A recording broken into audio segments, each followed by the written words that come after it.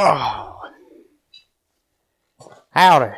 And for all of you wondering where I've been, let me give you a little advice. Just when you think you can take the Wendigo, you can't.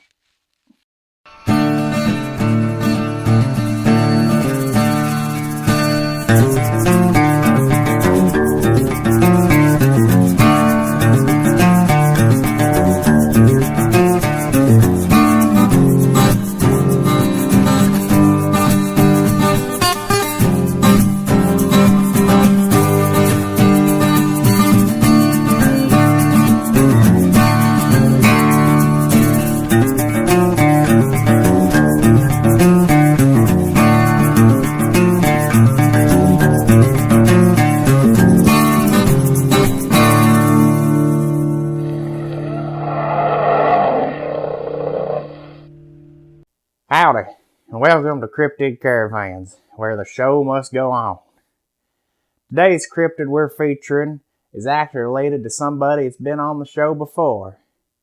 So while I'm healing up here, let's take a look at the Jersey Devil's West Coast brother, the Lone Pine Mountain Devil, sometimes called the Californian Mountain Devil. The creature nests in the Sierra Nevada mountains around Lone Pine, California, about 215 miles north of LA. Because California needs another reason to be a terrible place to live. Most people who sight the beast describe it as a large bat monster with many leathery wings with a mouthful of venomous fangs. When it attacks, it likes to latch onto the face, torso, or any soft tissue areas, leaving the meat to rot. And if you disturb its natural habitat, you run the risk of getting attacked. Them Californians take their conservation seriously. No one is real sure when they started calling this thing the Lone Pine Mountain Devil, but the beast had already gained a steady stream of attention in the 19th century. The minor 49ers would find mangled corpses of bobcats, coyotes, or even fellow humans. Of all those campfire stories they told, one survived as the most popular one. There was a wagon train of about 37 Spanish settlers heading out west. Well, they disappeared into the Sierra Nevada mountains. Must have took a wrong turn at Albuquerque. 2 months later, the rotten corpses of 36 of the settlers were found by a pair of miners. So where's Settler 37, I hear you asking, you impatient city slickers? Well, a week later they came across the last settler, alive. Father Justus Martinez was found with only a journal on his person.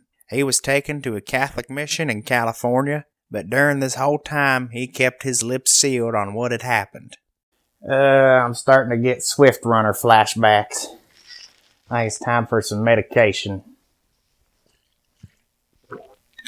Upon reading his journal, a story emerged on what happened to the settlers.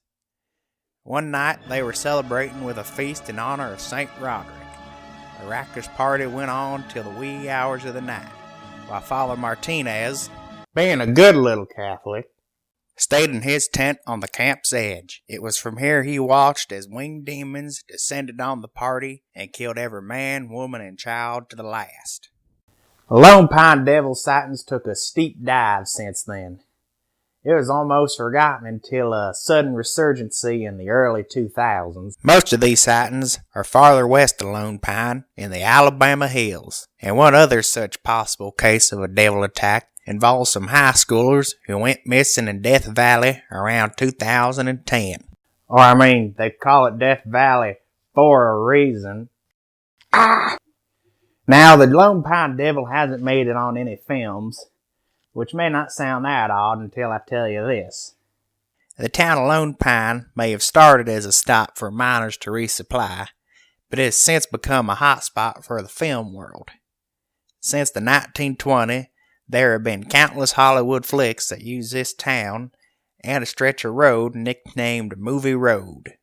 So with all those film cameras rolling throughout the decades, I find it a little hard to believe that not one of them happened to catch a glimpse of this Lone Pine Devil.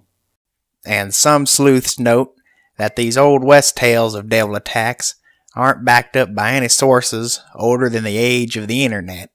Now I'm getting Ozark Howler flashbacks. When it comes to flying devil monsters, the Lone Pine Mountain Devil is overshadowed by its eastern cousin. The Lone Pine Devil is the middle child when it comes to flying cryptids. Not even Monster Quest will do an episode about it.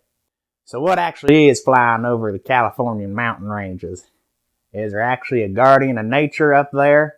Or are people just seeing lies floating around? Well, you decide for yourself. I just give you the history. And now I'm going to go lie down.